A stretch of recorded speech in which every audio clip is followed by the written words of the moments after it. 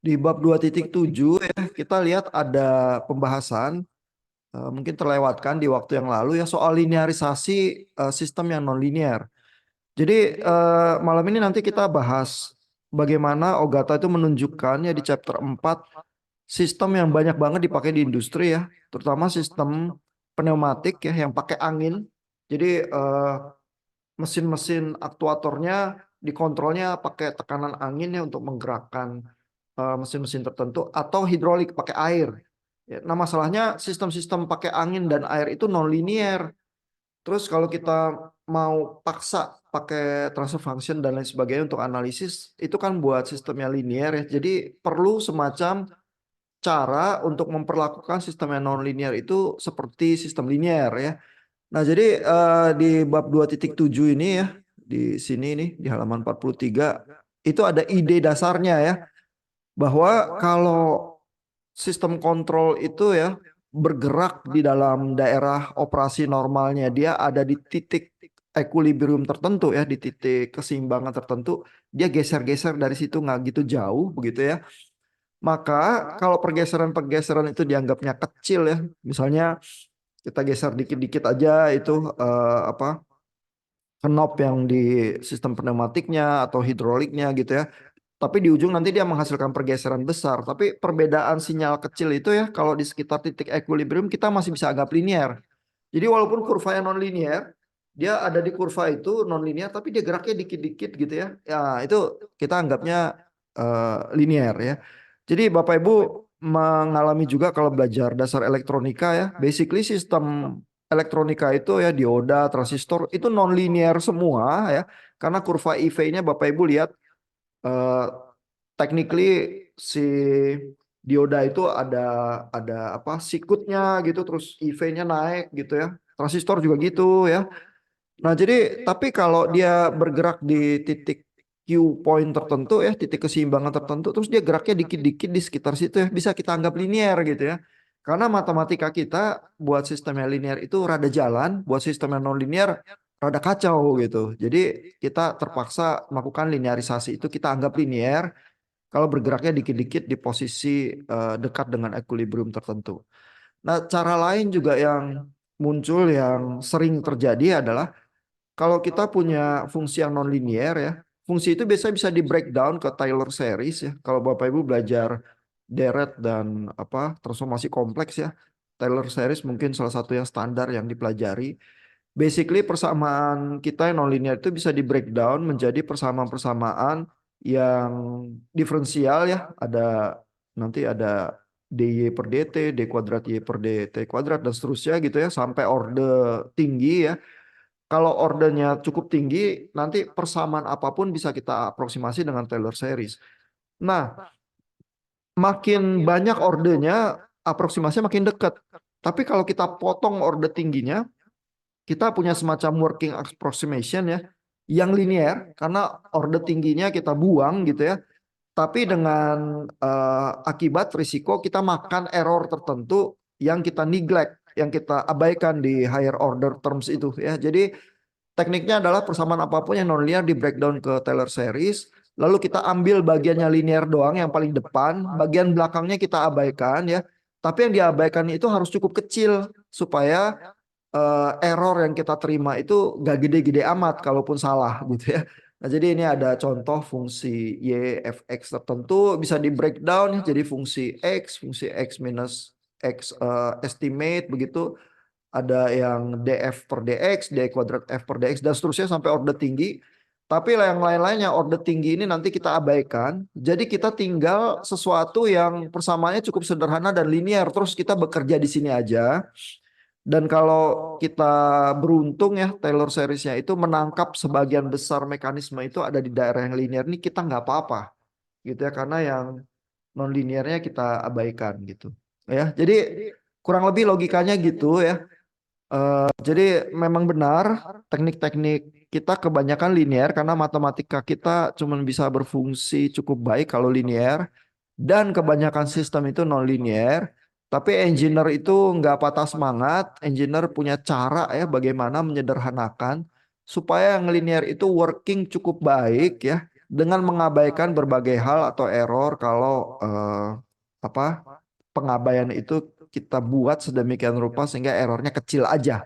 Ya, jadi kalau salah-salah dikit nggak apa-apa, asal hitungan kita rada-rada tepat, terus fungsi sistem kita masih jalan, it's okay, gitu ya.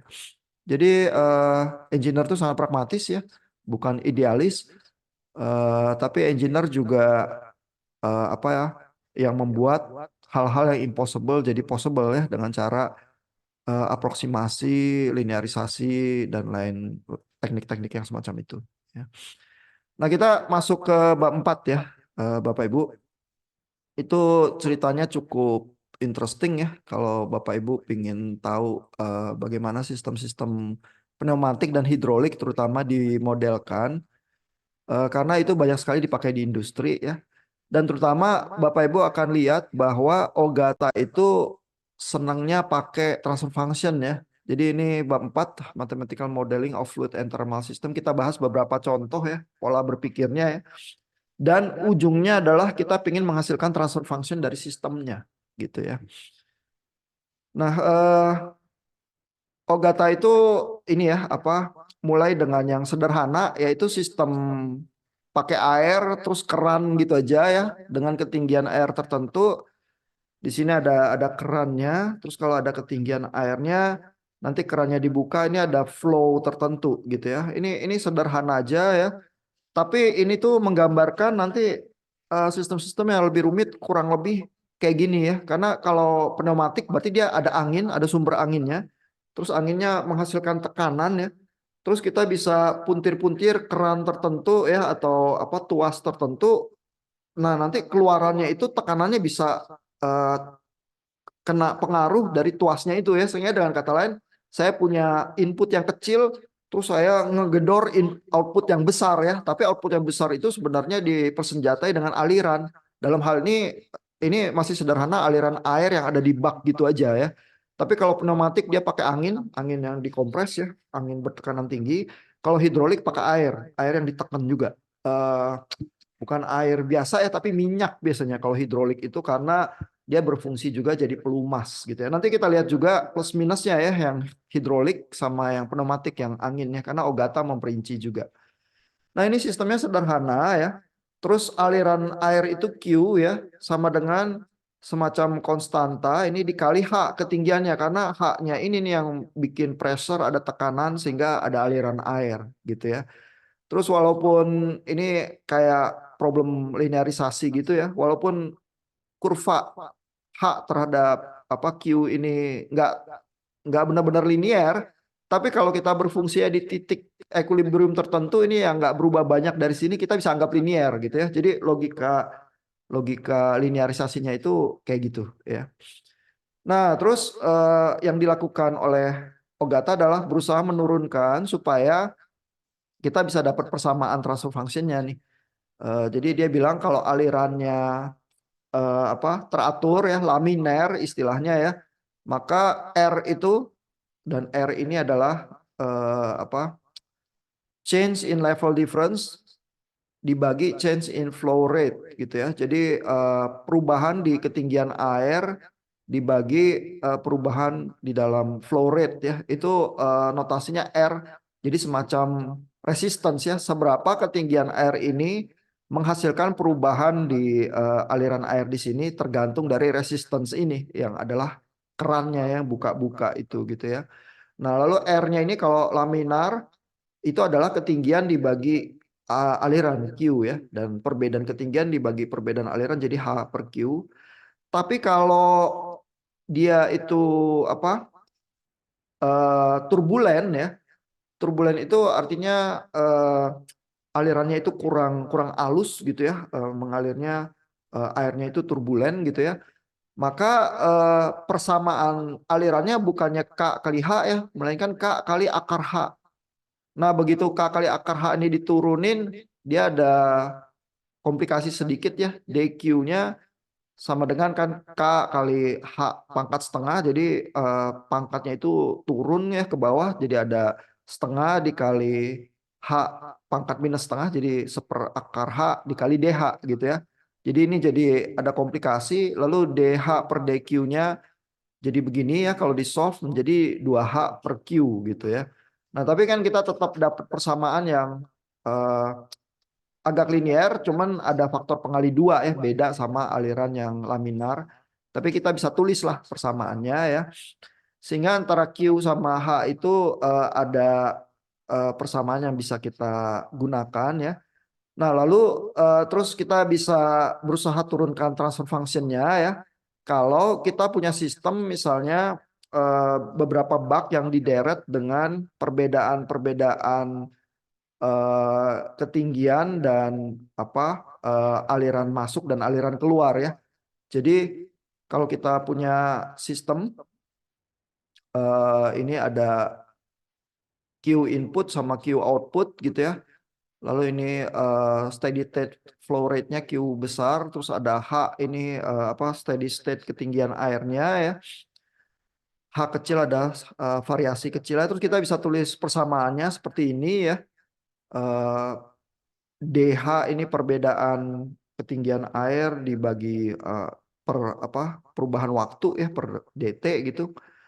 Terus kita bisa tulis persamaannya, dan kalau persamaannya ini kita tulis dan kita atur, lalu kita buat Laplace transformnya ya, maka kalau DH per DT, ini kita ingat ini adalah H eh, HS ya, H fungsi S karena Laplace transform, tapi karena ada turunan berarti dikali S, ada faktor S-nya di sini.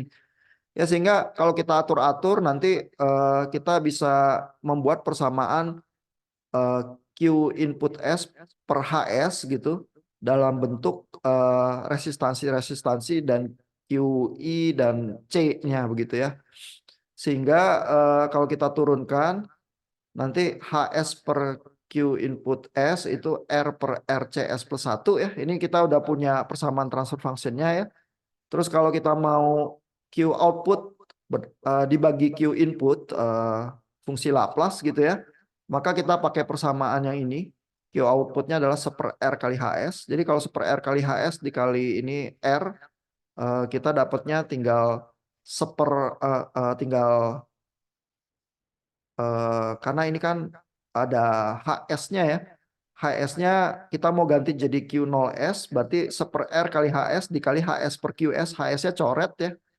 Terus R-nya juga dicoret jadi tinggal 1 per RCS plus 1 gitu ya. Terus kita punya deh transfer function yang menghubungkan aliran di output terhadap aliran di input sebagai fungsi Laplace gitu ya. Jadi kita bisa mulai ya untuk sistem yang sederhana seperti itu, bak air yang bakal punya kocoran tertentu, terus kita bisa uh, ukur ya transfer functionnya, outputnya adalah air yang ngocor keluar dibagi air yang ngocor masuk ya, Q inputnya gitu ya.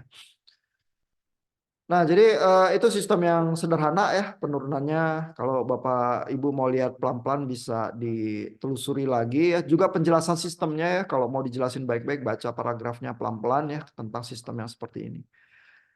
Nah, lalu ini tuh pendahuluannya aja ya. Habis itu apa? Ogata itu masuk ke sistem yang lebih kompleks. Pertama lebih kompleksnya dia cuman masih sistem bak air ya, tapi bak airnya ada 2 gini, terus ada perbedaan ketinggian. Perbedaan ketinggian yang ini nyebabin alirannya ini, tapi yang H2 nanti nyebabin Q yang kedua. Terus dari ujung ke ujung jadi ada efek bak depan sama efek bak belakang, terus bisa dirunut ya, diturunkan persamaannya sehingga kita bisa menghasilkan transfer functionnya Q2 dibanding Q yang masuk di depan sini gitu ya. Penurunannya bisa dilihat ya. Ini sistem yang lebih rumit sedikit karena dikaskad 2 bak ya. Nah, tapi yang diincar oleh Ogata ya bukan sistem-sistem air itu, karena air itu jarang dipakai ya, benar-benar di pabrik atau apa. Yang sering dipakai itu pneumatik sama hidrolik ya. Nah, pneumatik sama hidrolik itu agak lebih repot ya, tapi di sini Ogata juga pelan-pelan ya menurunkan persamaannya supaya kita bisa punya bayangan kalau kita punya sistem pneumatik dan hidrolik mau ditulis transfer functionnya itu logika ngitungnya dan bayangannya seperti apa gitu ya. Nah, pertama si Ogata buka dulu ya dengan membahas perbedaannya sistem pneumatik dan hidrolik itu apa sih ya. Biasanya yang kerja di pabrik dan harus memilih ya antara kedua sistem ini juga bisa tahu ya. Eh, Kalau pneumatik pakai udara ya yang dikompres, kalau hidrolik pakai minyak ya. Nah, minyak itu secara teknis incompressible ya katanya Ogata ya, kecuali di tekanan tinggi ya. Jadi lebih padat ya. Kalau hidrolik itu, kalau air sama gas lebih lebih gampang ditekan gitu ya, lebih lebih mantul-mantul gitu ya kalau Bapak Ibu mau bayangin ya. Nah, jadi yang mana yang lebih bagus ya? Eh, Bapak Ibu bisa bayangin ya bahwa yang pneumatik yang pakai angin angin bertekanan itu ya, itu eh, powernya ya, power tekannya itu lebih lebih rendah daripada hidrolik. Jadi kalau mau sistem yang punya daya dorong yang besar ya, power dorongnya besar, biasanya pakai hidrolik ya. Karena eh, minyak tuh lebih padat ya, terus begitu dia didorong, dia di sebelah sana menghasilkan dorongan yang lebih besar. Kalau pneumatik tekanannya lebih kecil ya. Jadi keuntungan utama hidrolik adalah output power lebih besar ya, output powernya pneumatik considerably less ya. Terus pneumatik juga dari segi apa gerakan kecepatan kontrolnya ya pada apa pada kecepatan rendah itu akurasinya rendah juga ya. Jadi karena kan dia cenderung gampang dimampatkan membal-membal gitu ya. Jadi kalau kita mau kontrol kecepatannya terus mau pelan-pelan gitu ya, itu agak agak repot. Tapi kalau hidrolik, kalau oil bisa gitu ya di kecepatan rendah velocity-nya itu akurasinya bisa lebih tinggi gitu ya. Nah, kayaknya sih hidrolik banyak untungnya ya, tapi problemnya juga ada ya. Problemnya adalah kalau hidrolik itu nggak boleh sampai bocor ya, karena kalau oil tuh bocor ada bahaya terbakar, meledak dan lain sebagainya gitu ya. Kalau pneumatik enggak ya, angin kan dia cuma angin doang, angin bertekanan, jadi lebih lebih nggak apa-apa, bahayanya lebih rendah gitu ya. Terus pneumatik itu lebih tidak sensitif terhadap perubahan temperatur ya. Kalau hidrolik friksinya oil itu ya kalau suhunya berubah gitu ya itu juga berubah friksinya, jadi dia sensitif kalau temperaturnya berubah gitu ya. Jadi ini tadi juga udah disebut ya, pneumatik itu tahan api, lebih nggak punya bahaya meledak. Kalau hidrolik karena pakai oil jadi lebih punya bahaya ya, tapi kecuali pakai cairannya itu yang non flammable ya, yang tidak mudah terbakar gitu ya. Tapi biasanya ya pakai minyak, minyak gampang terbakar ya. Karena dia kan pengen punya efek pelumas juga gitu ya. Nah, jadi ini plus minusnya. Jadi dengan kata lain biasanya kalau butuh power gede orang pilihnya hidrolik ya. Hidrolik nanti Bapak Ibu lihat persamaan transfer functionnya lebih ruwet gitu ya. Pneumatik lebih simple tapi powernya kecil, cuman lebih aman juga ya, nggak punya bahaya terbakar atau meledak gitu.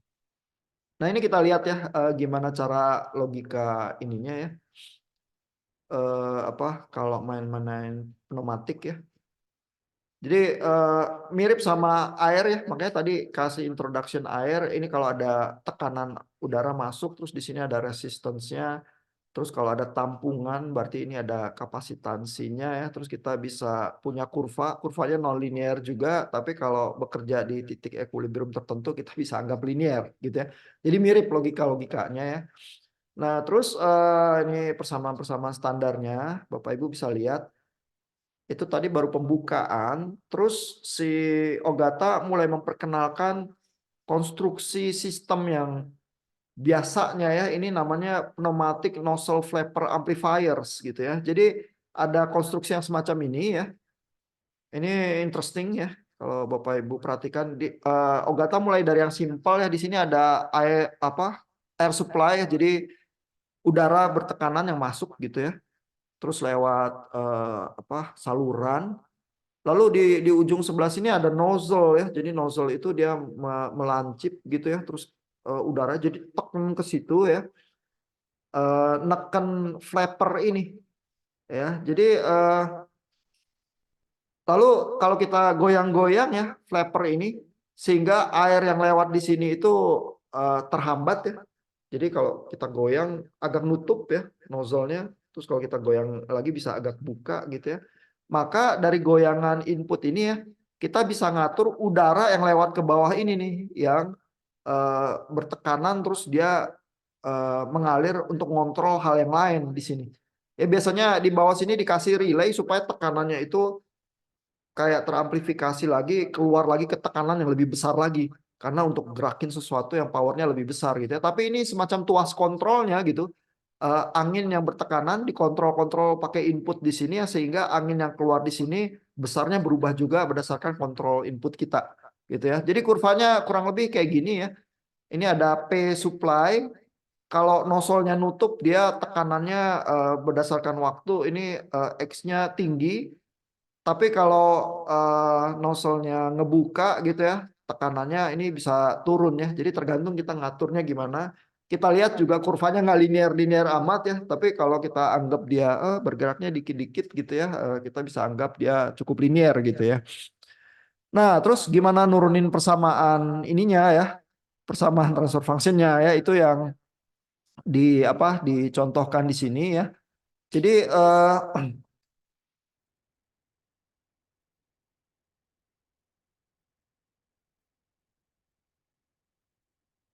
oh, ini Ogata cerita dulu tentang pneumatic relays ya. Jadi ini tuh cuman tuasnya aja ya buat ngontrol angin ke sini, tapi nanti kalau dipasang beneran buat gerakin sesuatu ya, anginnya itu yang dari tuasnya itu ya, nozzle itu masuk lagi ke relay yang semacam ini. Ya, ada dua jenis relay ya. Jadi ini yang nanti anginnya yang keluar nih jadi gede ya untuk gerakin mesin yang bertekanan itu yang digerakkan oleh angin ya. Jadi nah ini semacam ngontrol angin kecil itu yang dihasilkan oleh tuas kepada angin yang lebih besar lagi ya. Terus ada dua macam relay ya. Ini istilahnya relay ya. Ada yang bleed type, eh, relaynya bocor gitu ya, bleeding gitu. Ada yang non bleed type relay gitu ya.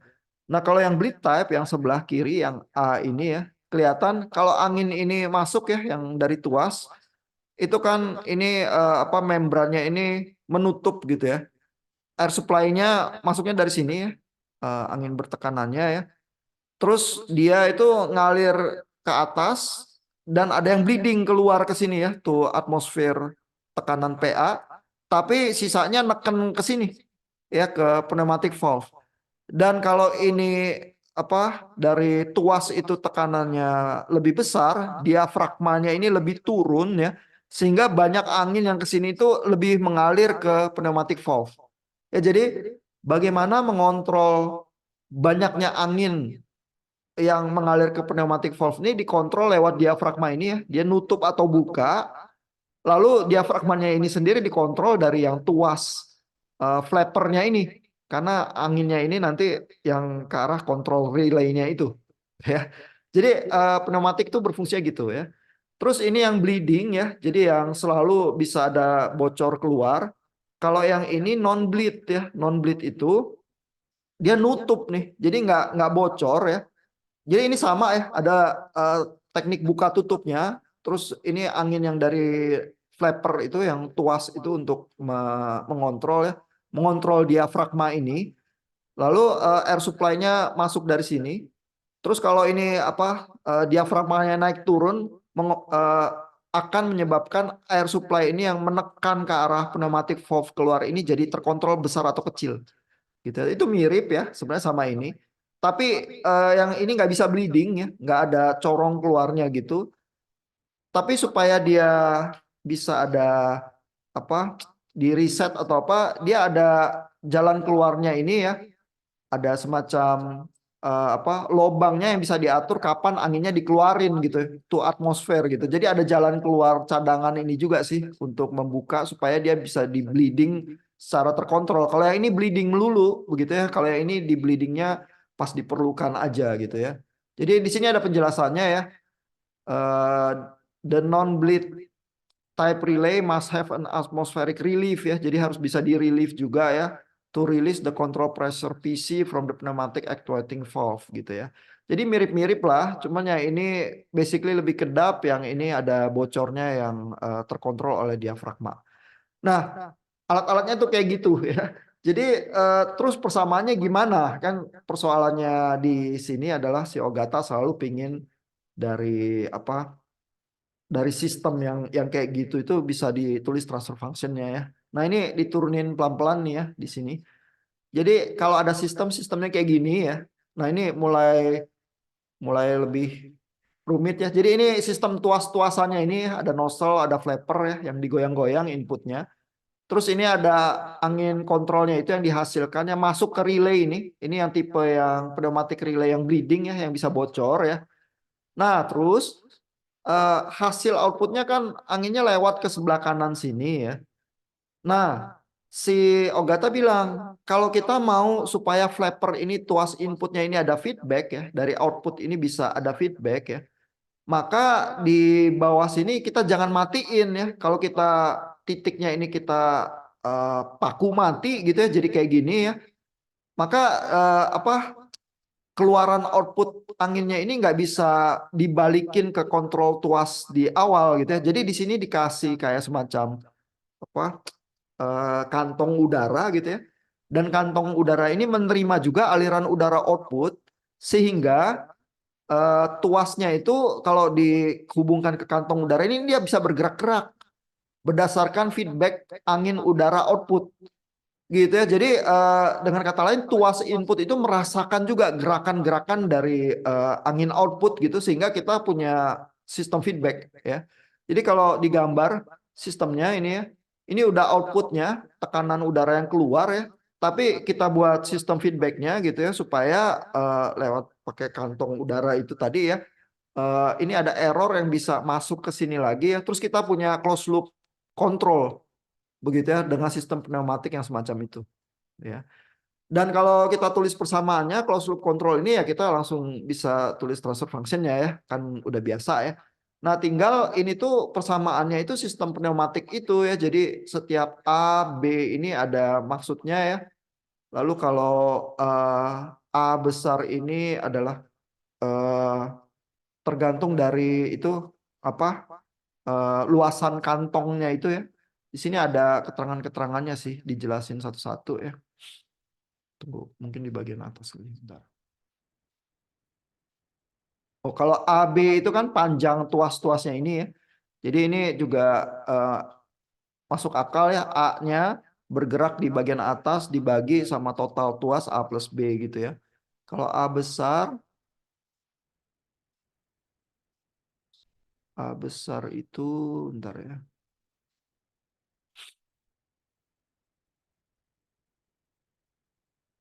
Iya, A besar itu mestinya terkait sama kantong feedbacknya itu sih. Eh, Dan Ogata selalu menulis si notasi-notasinya maksudnya apa ya karena supaya yang membaca itu bisa mengikuti itu sistemnya seperti apa gitu. Bentar. Ini kalau tekanan udara konstanta dikali X terus ini konstanta 2 dikali X sehingga ini konstanta. Nah, A adalah efektif area dari billows ya. Jadi area dari kantong itu, kantong feedbacknya itu tuh ya. Jadi A itu. Lalu kalau ditulis persamaannya ya maka transfer functionnya ini tekanan keluaran fungsi S dibagi error fungsi S persamaannya seperti ini ya. Nah ini kan muncul dari persamaan-persamaan sistem pneumatiknya itu ya. Dan apa karena ini itu K cenderung konstan, B, A itu kan panjang tuasnya itu konstanta-konstanta juga. Kalau A besar yang di bawah itu luasan kantong itunya, kantong feedbacknya ya. Jadi ini tuh semacam konstanta tapi yang dihitung berdasarkan komponen-komponen pneumatiknya ya. Sehingga ini kontrol proporsional nih. Karena jadinya adalah konstanta proporsional yang bisa diatur dari besaran-besaran kontrol pneumatiknya gitu ya. Jadi ini kebetulan simple ya yang ini. Tapi terus tentu komplikasinya adalah kalau kita pingin dapat bukan cuma proporsional ya, tapi ada derivatifnya itu misalnya. Kita pingin dia bisa bergerak bukan cuma dikontrol berdasarkan K ya, oh ini nanti tekanannya besar atau tekanannya kecil, tapi tekanannya besar itu mendekati besarnya berapa itu dengan kecepatan yang cukup baik gitu ya. Jadi harus ada derivatif gitu ya. Nah itu gimana gitu ya kalau kita mau nambahin derivatif gitu ya. Ini ada teknik yang lain ya, controllersnya agak beda ini ya, pneumatiknya. Saya biarkan Bapak Ibu baca sendiri ya. Saya pengen nunjukin yang kalau ada derivatif itu ya. Eh, oh, sebentar. Di sini sebelum muncul yang derivatif ya. Jadi itu kan tadi baru sistem tuas sama ada relay keluar angin angin keluarnya itu PC ya. Nah, angin keluarannya itu biasanya untuk menggerakkan aktuator ya. Aktuator tertentu yang bergeraknya pakai angin gitu ya. Misalnya apa motor lah atau apalah ya. Nah, jadi ujungnya ini adalah bebannya nih, aktuatornya yang digerakkan oleh angin yang dihasilkan dari sistem kontrol itu ya. Nah, itu bisa diturunkan persamaannya. Biasanya kita ingin ngontrol posisinya si aktuator gitu misalnya ya. Jadi posisinya itu X, tapi ada juga X turunan pertama dan X turunan kedua ya. Kalau dia mau mencapai posisi tertentu dengan lebih cepat, berarti kan harus ada percepatannya ya. Berarti ada turunan pertamanya gitu ya. Nah, lalu persamaan yang semacam ini ya, kalau dituliskan nanti kita bisa dapat transfer functionnya ya XS dibagi tekanan yang masuk ke aktuatornya PC fungsi S gitu ya. Terus kita bisa dapatkan sebagai konstanta proporsional juga gitu ya. Jadi ini gambar aktuatornya ini ya. Jadi ada apa tekanan Q yang masuk, terus ini ada hasilnya X-nya ada di mana gitu ya, bergerak karena tekanan anginnya gitu. Lalu ini apa inputnya PC ini sih harusnya ya PC ini kalau Q ini aliran apa eh, angin yang apa bertekanannya doang nih tapi inputnya dari PC menghasilkan posisi X ini di aktuatornya gitu ya. Nah ya ini turunannya jadi fungsi K ya. Nah sekarang kalau saya pingin punya eh, proporsional tapi ada derivatif control actionnya ya. Kalau saya mau punya derivatif control action, berarti saya perlu punya di transfer functionnya itu ada Laplace yang dikali S gitu ya. Eh, jadi kalau sistem kontrol feedbacknya kayak gini ya, dan ini kita udah hafal ya persamaannya kayak gini ya dari bab 2 ya, maka kita harus buat sedemikian rupa ya. Kalau GSHS-nya diatur ya. GSHS ini kalau kita atur jauh lebih besar dari satu ya. Kalau GSHS-nya ini jauh lebih besar dari satu, maka satu ini bisa diabaikan terhadap GSHS ya.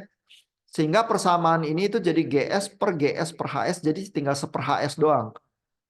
Ya jadi ini ada teknik lagi ya yang membuat parameter transfer function kita itu ada bagian yang bisa diabaikan sehingga persamaannya lebih sederhana terus kita bisa ngincer bentuk persamaannya jadi bentuk tertentu dan bentuk tertentu itu kalau kita desain dengan cerdas bisa punya apa action yang derivatif gitu ya. Jadi eh, si Ogata ngasih tahu dulu nih teknik berpikirnya kayak gitu ya. Habis itu dia baru nunjukin nih sistemnya ya. Ini ada sistem tuas lagi yang pakai feedback kantong feedback itu ya bellows itu ya. Terus persamaannya ini tadi yang di sebelah kanan ya ada jalur feedbacknya dengan persamaan-persamaan tuasnya itu ya. Nah lalu kita tuh pengen bahwa ada semacam derivative action ya karena kalau apa tekanan P-nya ini kalau kita mau turunin ya, kita mau turunnya pertama cepat, tapi kalau udah deket dia melambat. Nah ini ciri-ciri ada derivatifnya gitu. Jadi kalau mau mendekati satu titik kontrol tertentu cepat dulu ya, terus kalau udah deket melambat ya. Jadi nggak linear turun pelan-pelan kayak cuma proporsional itu terlalu lambat gitu ya. Kita mau ada derivatifnya supaya lebih cepat ya sebenarnya gitu. Maka di sini bisa kita pasang semacam apa keran ya. Keran itu resistansi jadinya karena kita bisa apa eh, paksa anginnya itu lebih seret ya. Terus kita pasang di sini C ya apa kantong angin lagi ya. untuk jalur feedbacknya ini. Sehingga kalau dengan konstruksi yang demikian ya saya punya persamaan kotak blok diagram ini 1/RCS+1 nih di sini ya. Nah dengan menambahkan komponennya seperti ini dan blok diagram feedback yang seperti ini ya, persamaan transfer function saya jadi termodifikasi ya, jadi seperti ini. Karena muncul yang bagian ini ya, 1/RCS+1-nya ini. Terus kalau kita buat ya, supaya control loop-nya ini jauh lebih besar dari satu ya. Dia bilang ini much greater than unity, maksudnya jauh lebih besar dari satu ya. Maka satunya bisa diabaikan, terus tinggal yang atas ini per yang bawah ya. Jadi bentuknya tuh mirip kayak gini. Kalau yang atas ini kan banyak kan konstanta ya. Per yang bawah ini banyak juga konstantanya, tapi ada seper RCS-nya di sini ya. Jadi kita kalau satu dibagi satu terus ada S-nya, S-nya nanti pindah ke atas, ya kan? Sehingga kita bentuknya tuh jadi kayak gini secara umum ya. Jadi ada konstanta-konstanta ini Kp ditambah T ini konstanta ini juga yang tergantung RC ya. Tapi S-nya di sebelah atas nih karena S yang di bawah ini kan seper terus ketendang ke atas jadinya ya. Nah sehingga kita punya nih bentuk umum kontrol yang proporsional derivatif itu ada pengali S-nya di sebelah atas semacam ini gitu. Ya tapi jadi Bapak Ibu bisa bayangkan ya teknik berpikirnya si Ogata ya adalah oh saya punya komponen-komponen yang kontrol pneumatik itu terus setiap itu ada parameternya, ada persamaannya ya. Terus kalau saya ingin punya karakteristik kontrol tertentu ya, kalau mau proporsional ya itu tadi ya tinggal apa konstanta-konstanta itu saya hitung persamaannya saya atur terus itu konstantanya berapa. Proporsional gampang ya karena cuma perlu faktor pengali aja. Kalau faktor pengali aja artinya inputnya sekian dikali faktor pengali jadi outputnya ya. Kalau faktor pengali 10 jadi input yang satu itu keluarnya jadi output yang 10. Tapi kalau saya ingin punya action yang mendekati angka dengan lebih cepat ya, ada derivatifnya itu, ya saya berpikir ya komponen apa itu yang bisa menghasilkan derivatif dalam hal pneumatik itu kayak keran-keran ya, valve itu yang menghasilkan R sama kantong feedback itu yang C itu ya. Lalu saya pasang sedemikian rupa di jalur feedback saya, terus saya hitung transfer functionnya, terus transfer functionnya kan R sama C-nya dan konstanta-konstanta itu saya bisa atur supaya lebih besar dari satu.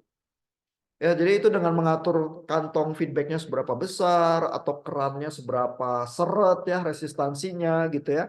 Maka saya bisa mengatur komponen yang masuk ke dalam perhitungan transfer function saya. Terus kalau dia bisa dibuat jauh lebih besar dari satu ya. Dan kalau orang-orang teknik itu ngomong jauh lebih besar itu biasanya maksudnya 10 kali lipat. Ya, jadi paling dikit angkanya itu 10 karena itu satu plus berapa. Sehingga kalau 11 ya satunya bisa diabaikan lah begitu ya. Jadi kalau 10 kali lipat dianggapnya jauh lebih besar. Kalau di atasnya lagi lebih nggak masalah ya 100 kali lipat, 1000 kali lipat itu lebih nggak masalah. Tapi dibuat supaya komponen-komponen itu harganya mencapai itu ya, mencapai syaratnya lebih besar dari satu. Terus kita tiba-tiba punya persamaan matematika yang menandakan transfer function itu punya action derivatif gitu ya. Jadi teknik desainnya kayak gitu. Ya. Nah, itu dulu kali ya. Mudah-mudahan Bapak Ibu ada kekaguman sedikit ya gimana sih itu sistem fisik yang nyata gitu ya, barang-barang pneumatik di pabrik itu bisa kita reduksi sedemikian rupa, kita desain supaya jadi transfer function. Karena begitu udah ada transfer function, kalau kita mau cek stabilitas dan lain sebagainya ya, nanti di bab 5 kita belajar ya teknik-tekniknya itu jadi gampang. Pokoknya saya nggak mau tahu sistemnya bentuknya apa, mau pneumatik, mau hidrolik, mau bak air. Kalau saya udah dapetin transfer functionnya, sistemnya linear kayak gitu tergambar di transfer functionnya, saya yang penting ngitung transfer functionnya aja. Udah, nggak perlu tahu lagi sistem aslinya apa. Kalau ternyata nggak stabil, saya harus kompensasi sistemnya, baru saya mikir lagi ya, supaya saya kompensasi itu di sistem aslinya itu apa yang saya perlu tambah. Karena setiap sistem barangnya kan beda-beda ya. Nah itu nanti saya harus pikir ulang sih. Tapi kan saya paham ya karakteristiknya kalau pneumatik gimana. Jadi saya bisa ya nambahin komponen untuk mengkompensasi kestabilan atau apa gitu. Ya. Ada pertanyaan sejauh ini?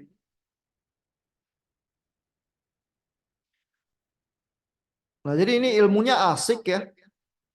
Cuman ya Bapak Ibu nggak boleh takut sama matematika ya. Tapi matematika itu ya walaupun kelihatan rumit, habis diturunin sekali sama Gata ya ya gitu-gitu aja ya. Basically kalau udah ada orang yang pernah nurunin dan menjabarkan dan dia penjabarannya betul, kita tinggal pakai sebenarnya gitu ya. Nah, ya ini Ogata nunjukin lagi yang proporsional dan apa ada integrasinya ya, bukan cuma derivatif doang. Tapi saya lewatkan ya, Bapak Ibu bisa baca sendiri. Mudah-mudahan teknik yang lebih sederhananya udah nangkep, yang lebih rumit bisa nangkep juga ya. Eh, Lalu habis itu Ogata berusaha menunjukkannya hidrolik ya. Ini saya mungkin masih ada waktu 5 menitan. Hidrolik itu lebih runyam ya desainnya ya. Lebih lebih lebih kompleks sedikit daripada yang pneumatik. Makanya mungkin kalau nggak butuh power besar ya lebih baik pakai pneumatik gitu ya. Lebih gampang di handlingnya juga, nggak ada bahaya kebakaran juga gitu ya. Terus ini begitu masuk ke halaman 124 ini si Ogata kembali mengulang ya beberapa keuntungan dan kerugian dari hidrolik sistem. Mungkin untuk menegaskan ya sebelum kita bahas yang hidrolik ini, camkan dulu lagi ini ya keuntungan apa, kelebihan dan kekurangannya ya. Jadi itu tadi ya, apa, hidrolik actuators itu walaupun ukurannya kecil dayanya besar ya, apa, force-nya yang dihasilkan itu besar ya. Jadi kalau butuh eh, aplikasi sistem yang lebih kuat, pilihannya hidrolik ya, karena cairan itu lebih lebih susah dikompres, dia nendangnya lebih kenceng gitu ya. Terus speed of response-nya juga lebih baik ya, lebih cepat. eh Ya, tapi kelemahannya itu ya, apa? Karena ada leakage ya, bisa apa? Ada kebocoran, speed drop-nya when loss are applied is small ya. Ini mungkin kelebihan juga ya. Jadi dia kalau dibebani, karena nggak boleh ada bocor ya, low leakage ya, nggak boleh ada bocor. Kalau dibebani, jadi barang-barang itu kan kalau dibebani sebenarnya dia agak turun ya kecepatannya ya. Kalau misalnya tadinya hidroliknya buat muter roda, terus dikasih beban roda beneran, dia agak turun dikit. Nah tapi kalau yang hidrolik karena dia kental gitu ya, speed dropnya rendah ya. Kalau yang pneumatik speed dropnya mungkin lebih tinggi ya. Eh, nah tapi disadvantage-nya ya, hidrolik itu eh, apa, not readily available dibandingkan dengan electric power ya. Kalau pakai motor listrik pokoknya simple lah, tinggal colok ke listrik. Kalau hidrolik enggak ya. Eh, ada bahaya itu kebakaran dan ledakan ya karena pakai oil ya. Kecuali pakai fire resistant fluids ya. Kalau apa cairannya nggak bisa terbakar baru lebih aman ya. Tapi kan oil itu disukai ya karena juga jadi lubrikan ya. Nah, ya, oil handlingnya harus lebih hati-hati ya karena contaminated bisa mengakibatkan kegagalan sistem. Lalu bisa unstable ya. Mungkin ini gangguan yang apa, kelemahan yang cukup penting ya. Kalau apa damping ya, dia lebih karakteristiknya lebih lemah katanya Ogata ya. Sehingga kalau tidak didesain baik-baik nanti bisa tidak stabil tuh sistemnya karena apa, kalau ada perubahan fluktuasi gitu ya, eh, pola karakteristik dampingnya dia, kapan fluktuasi itu mengecil gitu ya supaya stabil, itu mungkin dia kurang gitu bagus ya karena cairannya kental ya, terus bisa aja bergoncang-bergoncang nanti nggak stabil gitu ya. Itu yang mau dibilang di sini ya. Jadi ada kelebihan dan kekurangan. Kelebihan utamanya karena power gede biasanya, kekurangannya kontrol oil itu sulit, kadang bisa tidak stabil dan sebagainya. Desainnya juga lebih sulit sih ya. Nah ini kita lihat sedikit ya. Ini desain hidroliknya ya. Jadi ini kalau ada tuasnya modelnya gitu ya. X-nya ini didorong-dorong. Terus di sini minyak-minyaknya itu bisa lebih keluar atau lebih masuk ya, menghasilkan nanti dorongan karena ada perbedaan tekanan P1 terhadap P2, dorongan ke kanan ini ya untuk ke arah loadnya gitu. Jadi aliran apa goyangan tuas yang kecil karena dialiri sama oil untuk yang dimampatkan di hidrolik ini bisa menghasilkan tekanan yang besar lewat tuas yang bawah ya. Kurang lebih begitu ya cara kerjanya. Terus ini di zoom in di bagian tuas ini untuk melakukan hitungan-hitungan ya. Eh, nah ini hitungannya kalau Bapak Ibu lihat runyam juga gitu ya. Ini A itu X itu geseran-geseran tuasnya ya, karena ini satuannya di atas ini X ya. Tapi A itu terkait dengan bukaan yang pertama, kedua, ketiga, dan keempat ini ya yang ngalir apa cairannya itu ya. Lalu saya punya jadi punya A1, A2, A3, A4, terus saya bisa tulis persamaannya semacam ini yang A1 sama dengan A3, A2 sama dengan A4 karena efek simetri gitu ya. Nah, terus saya bisa tulis persamaannya satu-satu ya Q1, Q2, Q3. Ini perbedaan tekanannya PS dengan P1, PS dengan P2 dan seterusnya ya. Saya bisa tulis persamaannya. Jadi agak lebih ribet ya Bapak Ibu bayangin tadi pneumatik lebih jinak ya. Nurunin sistemnya hidrolik lebih ribet ya. Tapi ya selalu kalau kita bisa telusuri persamaannya nanti bisa dicari juga ya ininya apa transfer functionnya ya. Tapi ini diturunin pelan-pelan ya. Terus di apa perbedaan tekanan tertentu menghasilkan apa delta tertentu di keluarannya. Ini dibeberin satu-satu nggak sederhana ya. Tapi tetap bisa ditulis ya sehingga bisa dipakai ya. Lalu di ujungnya nanti ini ada A itu area pistonnya ya, lalu rho ini adalah seberapa padat oilnya itu ya, density, derajat kepadatan dari minyak yang dipakai. Terus ada DT waktu, DY ini tuas yang outputnya itu ya, bergeraknya nekennya seberapa gitu ya. Terus kita bisa tulis persamaan diferensialnya sehingga saya tuh bisa dapatkan eh, persamaan piston yang seperti ini ya. Jadi ini kelihatannya ini ada delta P ini tekanannya di sumbu X ya. Q itu eh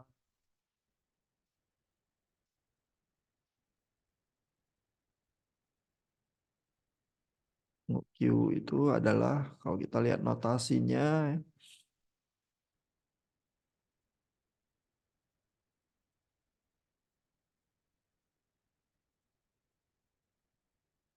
Jadi Q itu flow rate ya.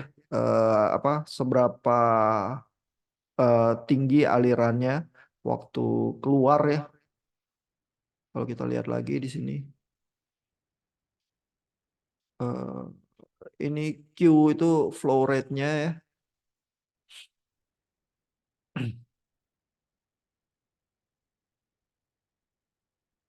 Nah, jadi ini ada flow rate, terus ini ada perbedaan tekanan, terus ini adalah X-nya ya. Jadi tuasnya posisinya di mana ya? Ya, tuas yang di atas itu ya ada X di posisi 0, X di posisi 1, X di posisi 2X1 gitu ya. Kita dapat garis-garis linier yang sejajar ini di apa di kurva delta P terhadap Q terhadap delta P gitu ya. Jadi ini modeling dari sistem hidroliknya seperti ini nih ya, agak runyam ya. Terus persamaannya juga tadi dituruninnya agak agak ini ya, agak agak kental gitu ya sama seperti sistemnya sistem hidrolik gitu ya.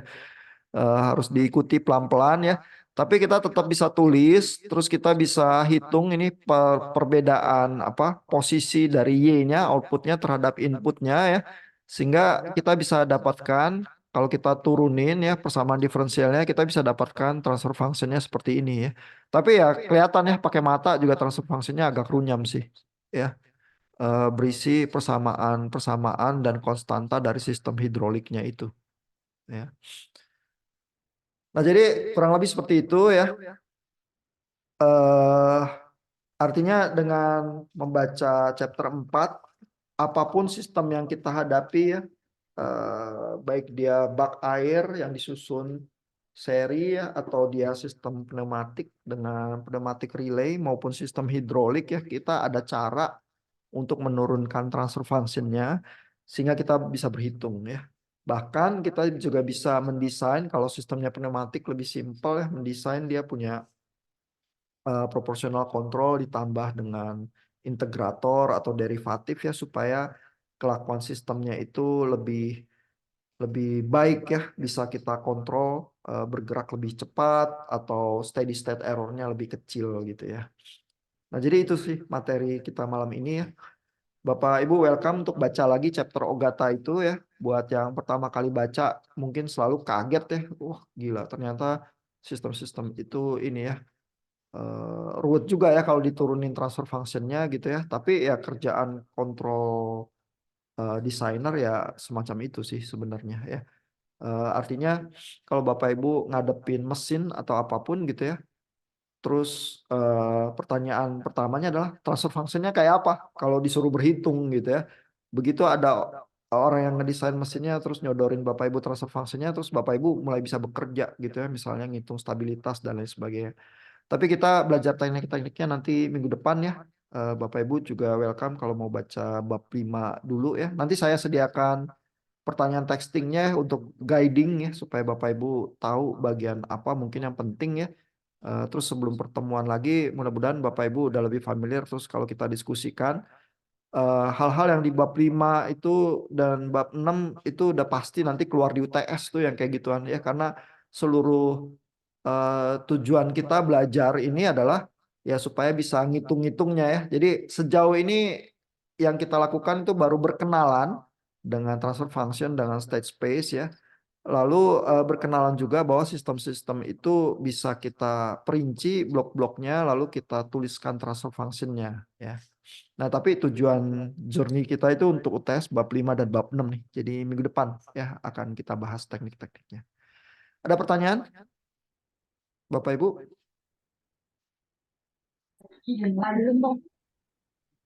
Oke, kayaknya masih aman ya. Tapi kalau ada pertanyaan nanti bisa baca lagi sih bukunya pelan-pelan. eh Kalau gitu kita sampai di sini malam ini. Selamat istirahat. Thank you untuk testingnya. Untuk testing berikutnya silakan diposting lagi juga ya. Thank you.